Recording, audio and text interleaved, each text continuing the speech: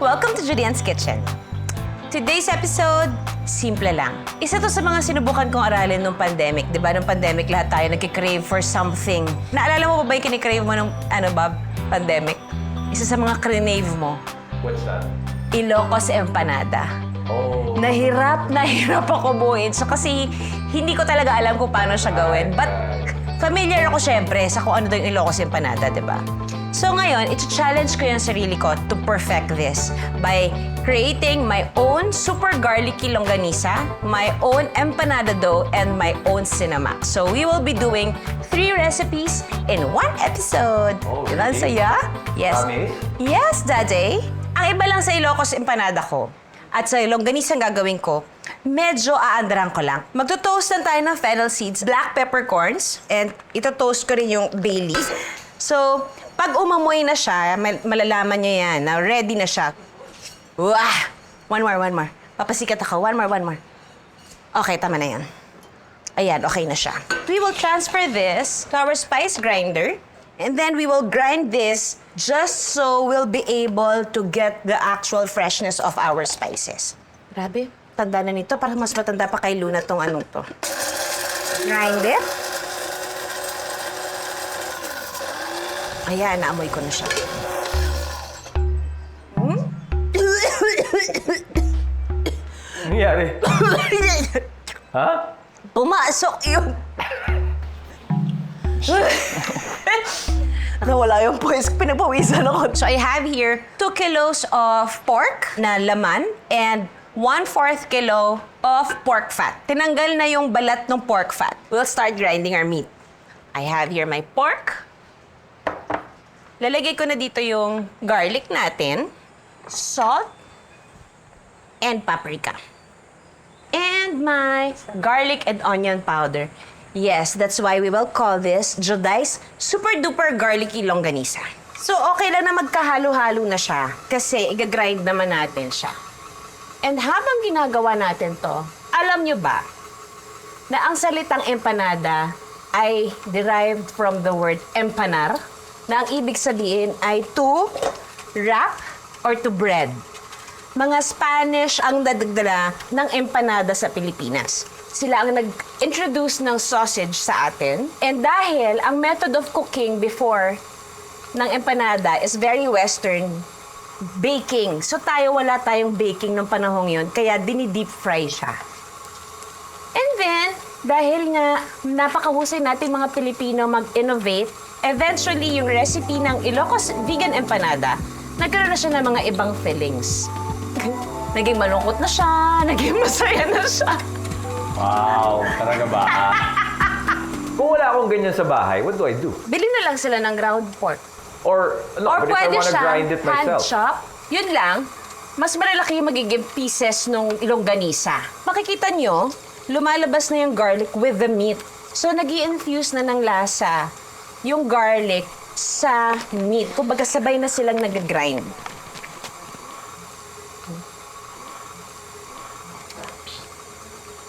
Thank you, love. Konti na lang. Dadagdagan ko na lang to ng konting pork fat para lang mas maraming taba. Bigyan lang natin yung taba sa longganisa, pero huwag nating angkinin, no? Thank you, baby. Good job. Yung kulay orange na longganisa, ngayon, ang ginagamit nila, food coloring. Yung iba naman gumagamit talaga ng natural coloring, which is the annatto powder or yung atsuete seeds. So, yun yung gagawin natin sa recipe natin today. So we have here our spice mixture of fennel, ground pepper, and bay leaf. And then our onion powder and garlic powder. This one's sweetie pie. Some paprika to give that smokiness flavor. So yung iba, ginagawa to like at least a day, 3 days before kasi para mas in yung lasa niya. Itong measurement ng garlic na to is at least about 2 cups or 3 cups of garlic. And then we'll add our salt. The fun part. We will now mix it. You wanna mix it? Okay. Go, mix. There you go. That's weird. Diyan nandyan ang lasa, anak, sa mga kamay natin. You wanna gigil, mash it like that. O, di ba? Ang ganda activity nito with your kids. It's also nice na makagawa kayo ng sarili niyong recipe or ng longganisa because alam nyo na wala siyang preservatives. Alam nyo basically yung ingredients. Kampante ang loob nyo na that you're feeding your family the quality ingredients that you want for your longganisa. We set this aside first. We'll wash our hands. Very important that you thoroughly wash your hands when handling raw protein, especially mga chicken kasi yan yung may salmonella. Can you bring this at the back kitchen so our guests will disappear? Appear.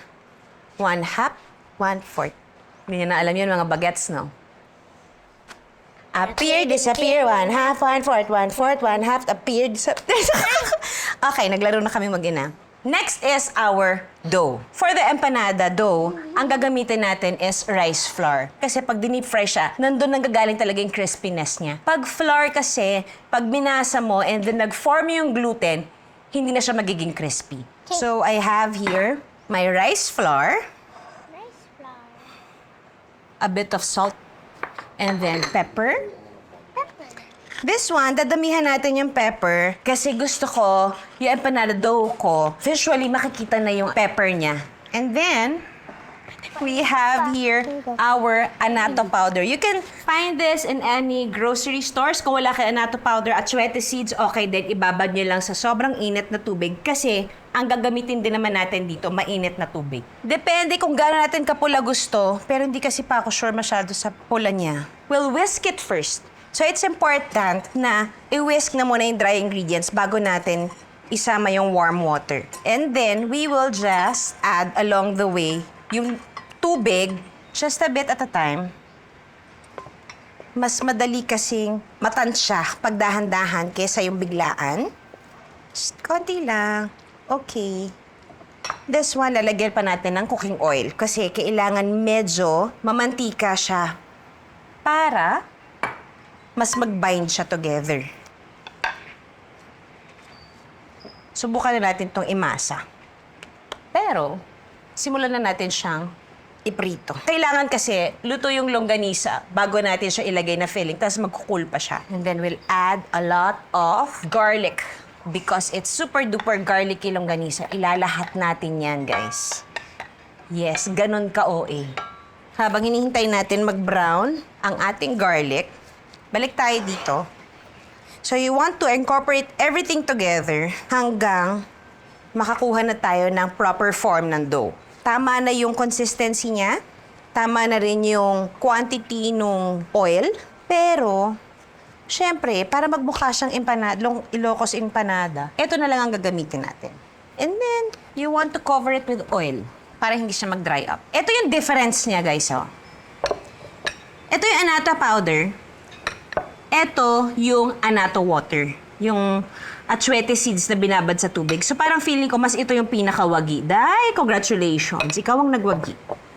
Alright, my love. Excuse me po. What's wagi? Wagi is winner!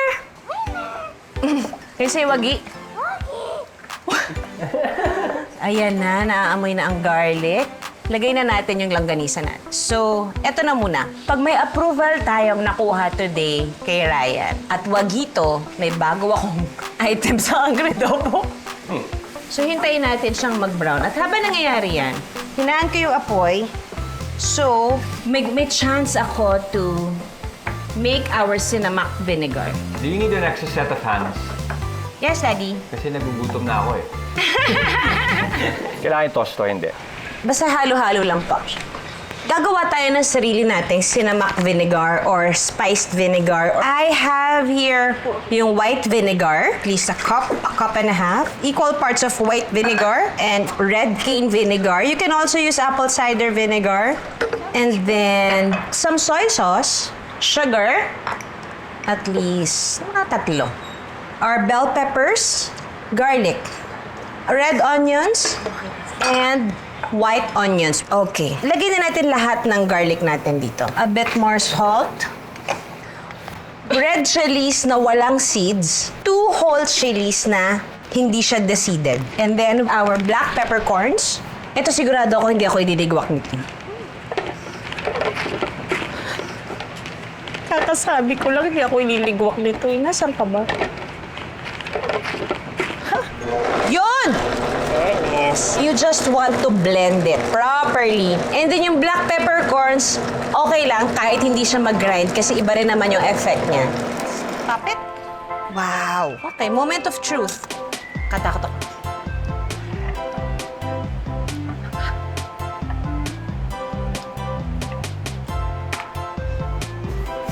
Daming nangyari sa mukha ko. Ang hanghang. Pero gusto ni Ryan yan.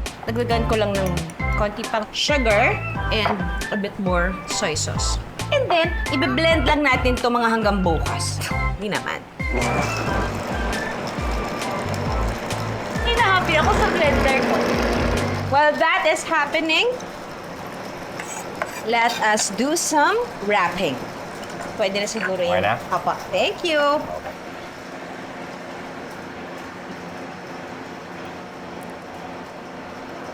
Wala ka kasing ipin sa harap na baka mapaso yung gilagid mo. Like, yay! Ngayon lang ito kumain ng longganisa, Bob! Really? Nice. Pati ka na ba? Pwede na. Magsimula na tayong magbalot. May na-slice na tayong plastic. Bago natin siya i-roll, dagdagan natin siya ng oil. Kasi para hindi siya dumikit sa plastic. Dito tayo magkakasubukan. Kasi nung ginawa ko to ng pandemic, hindi talaga ako nagwagi. So I'm just taking my chance here. Wasn't the experiment successful back then? It was, pero nakapalan ka pa doon sa wrapper. Nalala mo yun? Maktas, hirap, nagbe-break siya eh. So, kinailangan ko aralin. The feeling you got na. Yeah. Yung wrapper, di But ko at the maalala time, yung effort feeling na natin. ginamit ko, sisig. Kasi yun yung meron sa atin. Wala tayong mabiling ground pork nun kasi pandemic. Ito, yung original na Ilocos Empanada. I wonder, ito kaya ang finished product ko, pagtawanan kaya ako ng mga Ilocano. O mahappy sila. Pero recipe ko naman po to. Sa vegan ako nakatikim talaga nung ano. Their wrappers are so almost Manipis eh, translucent no? Oo. 10,000 hours na nilang ginagawa yun. So perfect na nila yung skill na yun. Ako, parang wala pa akong 2 days na gumagawa na. Wala pa kang 3 oras? Hey, naku, huwag ka mag-break, please. Subukan muna natin isa. Sorry, guys. Yung plating na to malalaman natin mamaya kung magawawagi. Let's try. Ay, dumikit siya. Okay. Dasalan natin to, Lord God. Please, please, wag kang didikit. Okay. Okay. Medyo manipis na siya, so hopefully hindi ko siya mabutas. This is our shredded green papaya. Ito yung nalagay sa gilid na ganyan. And then, our longganisa. And then our... Thank you, Nak. Okay. Kinakabahan ako. Kaya ko to. 1, 2, 3. Whoop!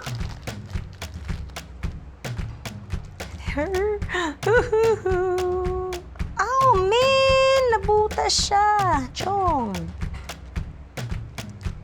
Ayan, oh. Butas siya. Bakit? It's a little too busog, I think. Hindi kaya dahil mainit yung longganisa ko? Mainit na tunaw? Natunaw yun dough? Natunaw yung dough. Ayan, oh. Ano ang tumunaw? Yung itlog o yung longganisa? Feeling ko yung ano. Yung feeling? Oo. Ulitin Ulitin natin. Sige. Let's try it faster. Yeah. Sige, I'll help you. Okay. Okay, so this is Mr. and Mrs. Tandem. Isa-set aside ko muna yung longganisang gagamitin natin, no? Yeah, and then it has to be kind of very sparing. Ano yung sparing? Yung konting-konti, tapos para pag finlip mo, Oh, okay. manipis siya, tapos dunk it right there. Right. Pero may nakita nga ako, dinidip nila yung dough sa oil bago nila i-roll. Iniisip ko tuloy yung ale. Ano yung ginagawa niya nung... Ano yun, Ang bilis nakahanda kasi na eh. nilang may handa na silang dough, tapos mabilis talaga sila kumilos. Okay, let's see. A bit more thin, ano? Bigger and thinner. Okay, let's try.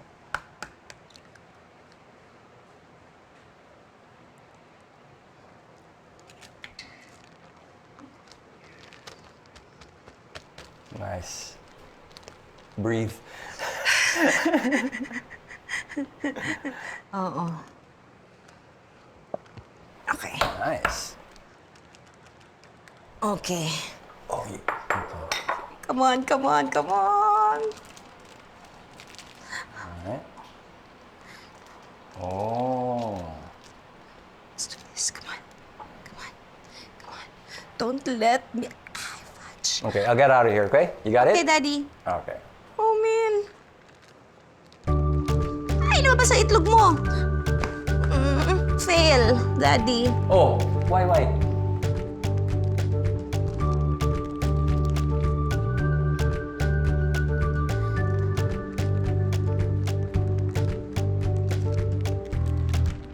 Bahala na.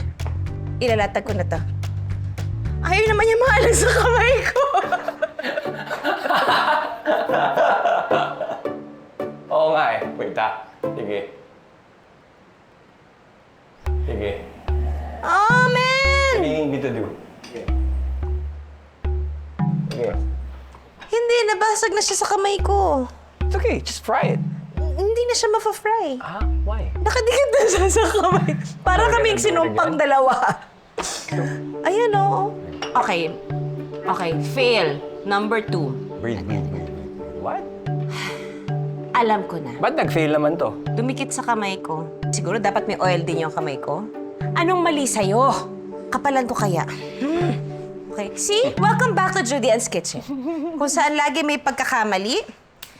Because we're still learning. Okay. Gusto ko lang talagang...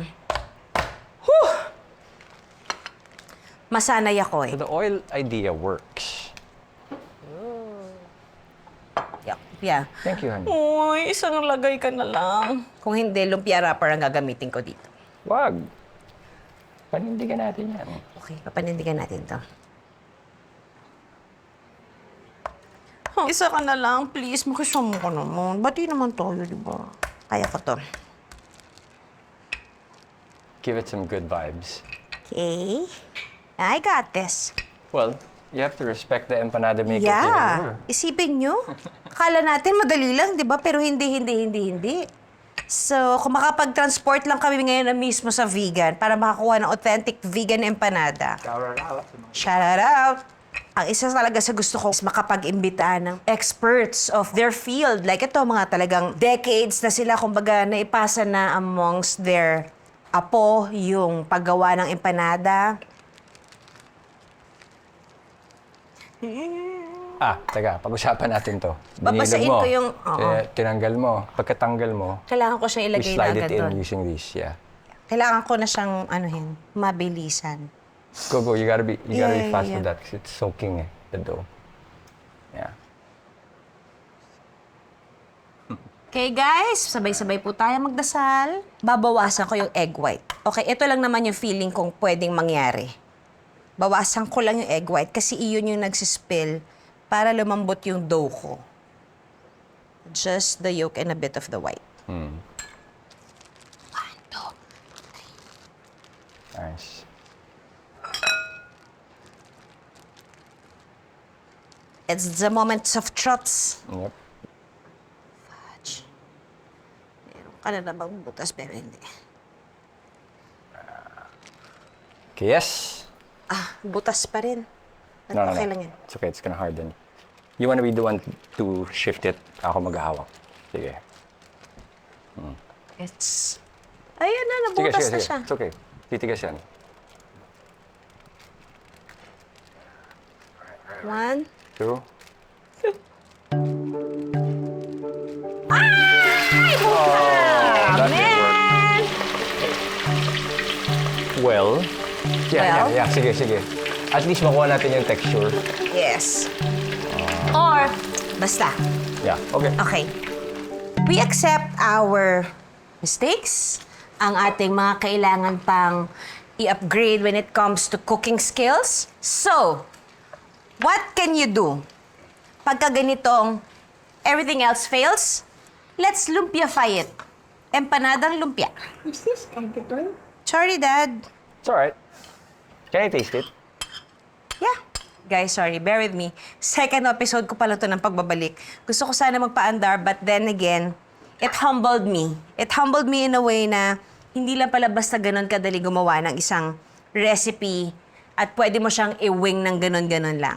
So, hats off to the experts and the makers of Ilocos Empanada. One day, I will visit you guys and please teach me how to perfect this.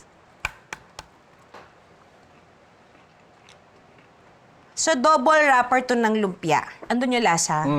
It's really just how thick the wrapper is. Nga. Diba? Nakuha ko naman yung lasa. Hindi ko na nakuha yung buo.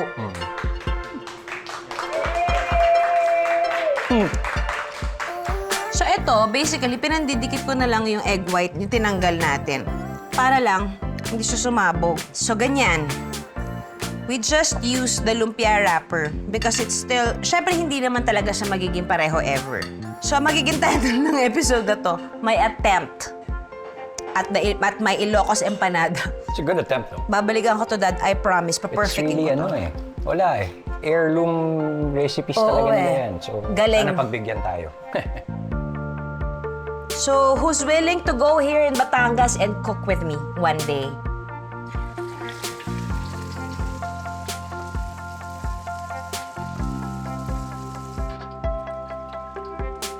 See, kung kanina pa ako gumamit ng lumpia wrapper, kanina pa kami pack up dito. So this is my version of Ilocos Empanada Lumpia Fry. And then we add our vinegar. So, pwede ka nang kumain. Vinegar. Happy birthday to you!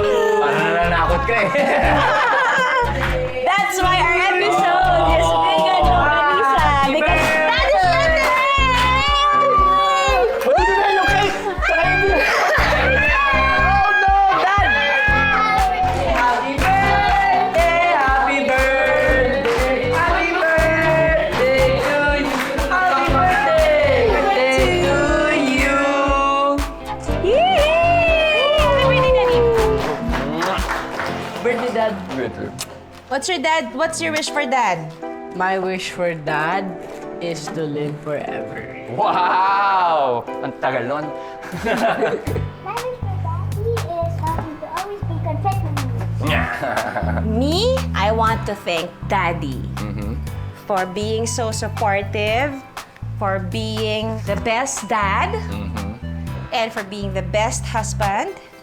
At kakainin niya pa rin tong vegan empanada ko. Yeah. Kahit hindi siya totoong Yeah. vegan empanada. Alright, tikman ko na to. I love you, Daddy. Love you.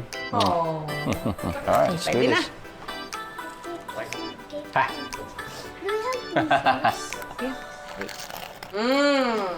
Yummy! Sarap pa rin. Sarap pa rin. Lasa namang vegan empanada.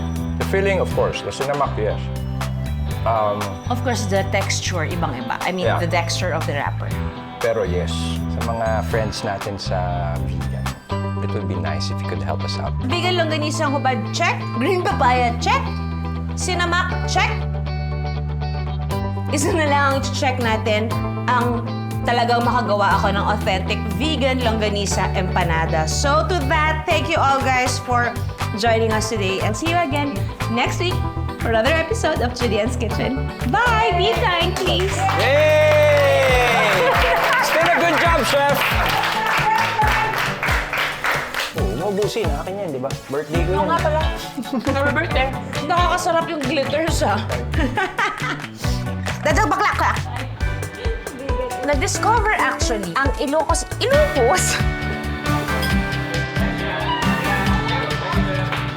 Dapat at least canola oil, vegetable oil, wag lang baby oil.